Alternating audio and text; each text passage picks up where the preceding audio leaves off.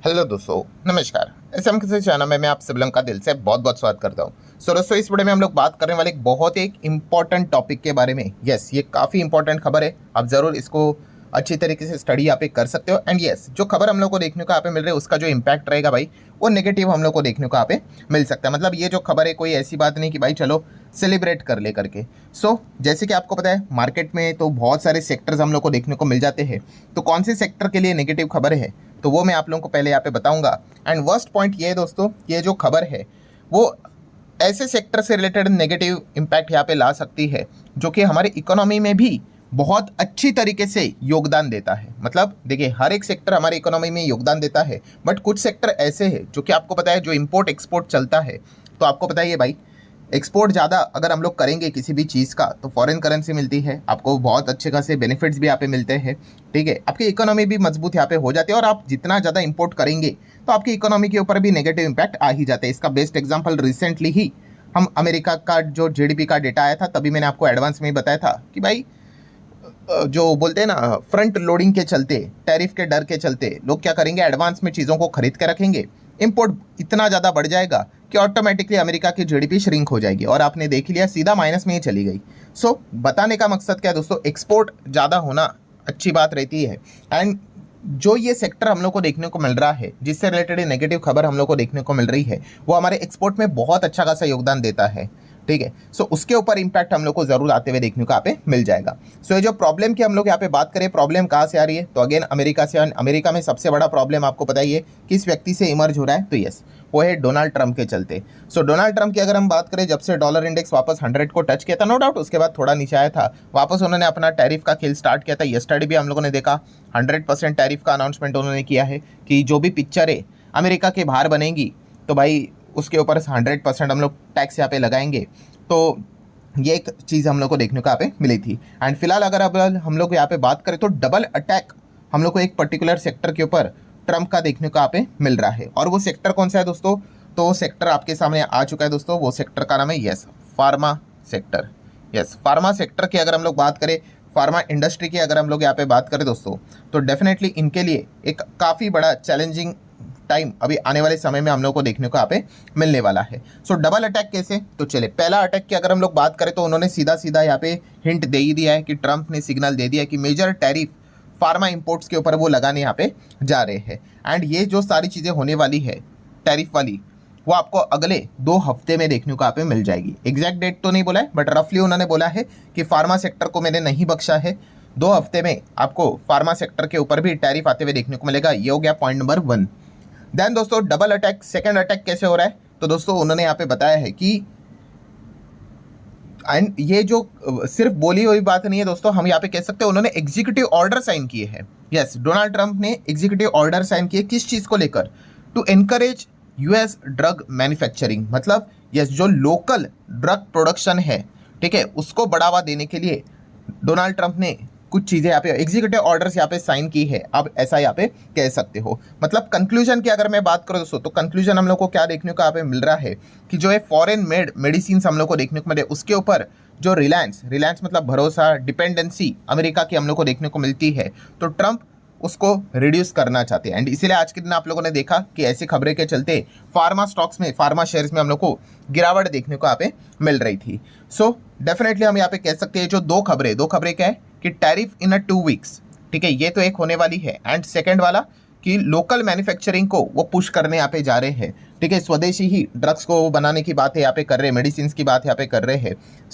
जो हमारा जो बिजनेस अमेरिका में होता था, ठीक है, उसके ऊपर हम लोग को ज़रूर इम्पैक्ट होते हुए देखने को यहाँ पे मिल जाएगा। एंड इम्पैक्ट की अगर हम लोग यहाँ पे बात करें, ठीक है, तो एक लोगों का, हाँ, ये एक इंपॉर्टेंट चीज़ है, काफ़ी लोगों को एक डाउट ज़रूर आएगा, कौन सा, कि अभी तक इन्होंने क्यों नहीं किया। अमेरिका की अगर बात करें, लोकल मैन्युफैक्चरिंग को बढ़ावा क्यों नहीं दिया, वरना तो हर एक चीज़ में तो आगे बढ़ते रहते हैं।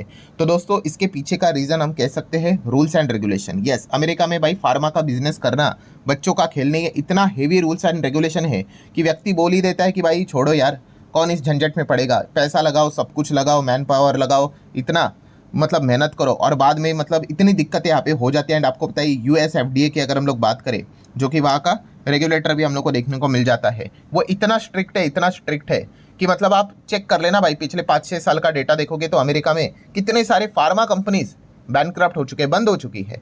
ठीक है, इतने इनके स्ट्रिक्ट रूल्स रेगुलेशंस हम लोग को देखने को यहाँ पे मिल जाते हैं। तो इतना सिंपल नहीं है अमेरिका में भाई कि आप लोकल मैन्युफैक्चरिंग करो ड्रग्स को लेकर, ठीक है, दवाइयों को लेकर। एंड इसीलिए डोनाल्ड ट्रंप ने भी ये रिक्वेस्ट की है यूएस एफडीए को लेकर कि भाई ये जो लोकल मैन्युफैक्चरिंग हम लोग करना चाहते हैं, आपको बताना चाहूँगा भाई ये इतना ऐसा चुटकी बजाने वाला काम नहीं है। 5-5, 10-10 साल लगते हैं इसको लोकल मैन्युफैक्चरिंग स्टार्ट करने के लिए, एंड क्योंकि लंबा प्रोसेस होता है।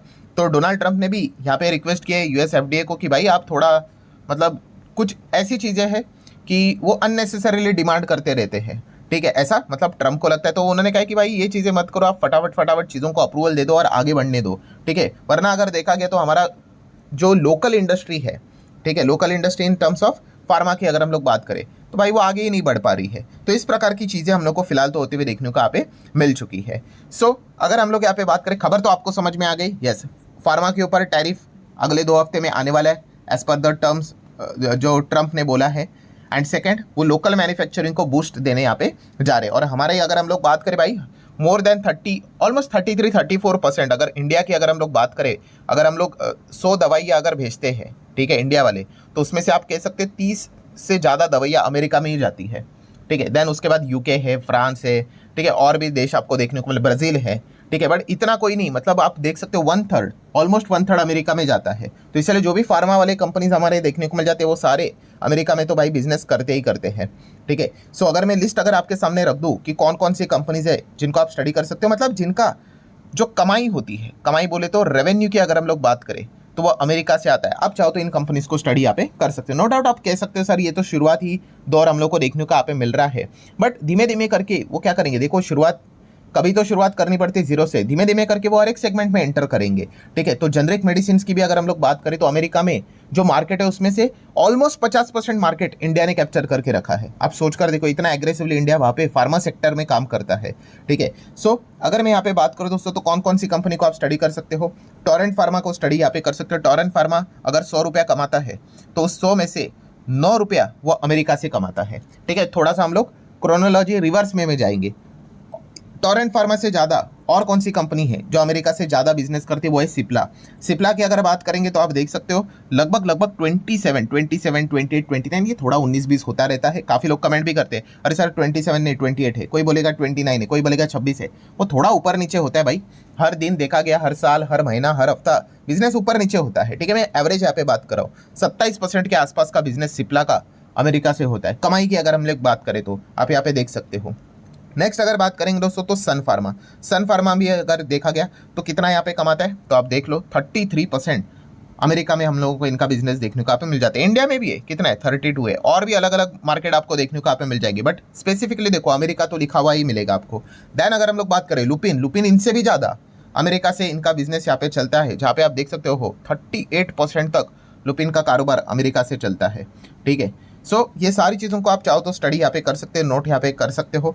नेक्स्ट अगर बात करें झाइडस लाइफ साइंस की अगर हम लोग यहाँ पे बात करें तो समवेयर अराउंड 45% तक अमेरिका से इनकी कमाई हम लोग को होते हुए देखने को यहाँ पे मिल जाती है। झाइडस सिर्फ इंडिया और अमेरिका में बड़े लेवल पे काम करता है, बाकी कंट्रीज में इतना नहीं, छोटा मोटा ही बिजनेस देखने को मिल जाता है।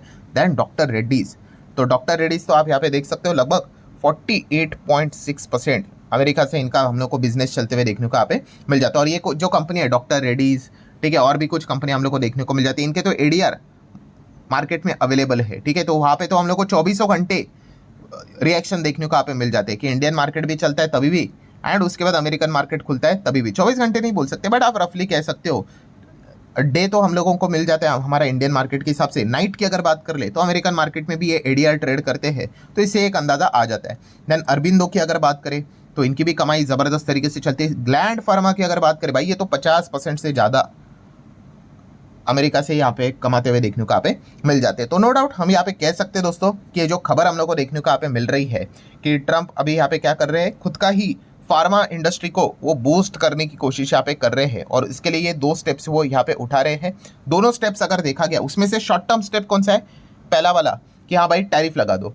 टैरिफ जैसे लग गया, उन्होंने डेट अनाउंस कर दी, उसके बाद क्या हो जाएगा, ऑटोमेटिकली जो दवाइयाँ उनके देश में आती थी, ठीक है, वो ऑटोमेटिकली महंगी हो जाएगी। काफ़ी लोग कमेंट करेंगे अरे सर ये उनके लोगों के लिए मतलब देखा गया तो नेगेटिव खबर है। ऑब्वियसली टैरिफ मतलब क्या, उन्हीं को तो यहाँ पे झटका लगेगा, बट इसको अगर रिप्लेस करने तो क्या करना पड़ेगा, लोकल मैन्युफैक्चरिंग भी बढ़ावा देना पड़ेगा। तो वो भी प्लान वो लेकर चल रहे, बट इसमें प्रॉब्लम क्या है, यस ये इमीडिएटली रिप्लेस नहीं करेगा, इसके लिए भी 5-10 साल का यहाँ पे टाइम लगेगा, बट वो शुरुआत करते हुए हम लोग को देखने को मिल रहा है, बिकॉज एग्जीक्यूटिव ऑर्डर्स पास होते हुए देखने को मिल चुके हैं, मतलब ऑर्डर्स पास हुए।